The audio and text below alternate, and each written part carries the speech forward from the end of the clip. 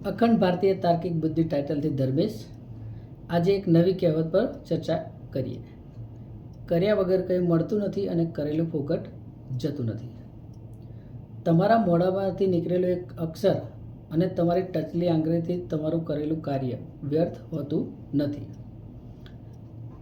હું જ્યારે ધોરણ 5માં અને 6માં ભણતો હતો, વેકેશન વખતે મારા મામાના ઘરે જતો હતો. ત્યાં આગળ મારા મમ્મીના મમ્મી સવારમાં જ્યારે પણ સ્નાન કરીને બહાર નીકળે ત્યારે એમના મોઢામાંથી નીકળતું હતું ઓમ નમઃ શિવાય, ઓમ નમઃ શિવાય, ઓમ નમઃ શિવાય. ત્યારે મને તર્ક થતો હતો કે આ કોણ છે ઓમ નમઃ શિવાય. મને પહેલેથી જ ભક્તિમાં ઇન્ટરેસ્ટ હતો, એટલે હું મેડિટેશન અને ધ્યાન કરતો જ હતો. તો એક સમય એવો પણ હતો કે જ્યારે મને એવો અનુભવ થયો કે ભગવાન શંકર સિવાય આ ધરતી પર કોઈ નથી. એટલે પછી મેં આમાં થોડું આગળ તર્ક કર્યો. તો હું તમને એ રીતે સમજાવું. તમારા પોતાનો જન્મ તમારા માતા અને પિતા દ્વારા થયો. આપણે માતાને એક સાઈડમાં રાખી પપ્પા પર વાત કરીએ.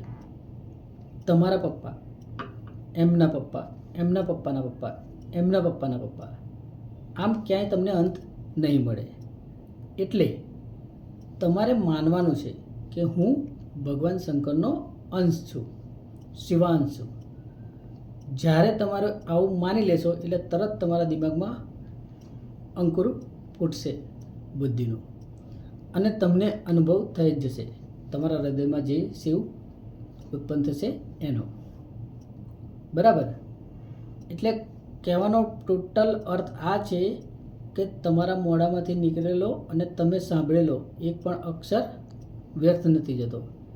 એટલે ઓમ નમઃ શિવાય તમે સાંભળ્યું હતું અને તમે ધ્યાન કરો તેમાં પણ તમને અનુભવ થઈ ગયો શંકર ભગવાનનો. અત્યારે 2025 પહેલાં જ ઘણા વૈજ્ઞાનિકો એ સાબિત કરી દીધું છે કે બ્રહ્માંડનો જે સાઉન્ડ અવાજ છે એ ઓમ છે. બરાબર? બાકી તો તમે બુદ્ધિમાન છો જ, તમે આગળ જાણી લેજો. જય હિન્દ, જય ભારત.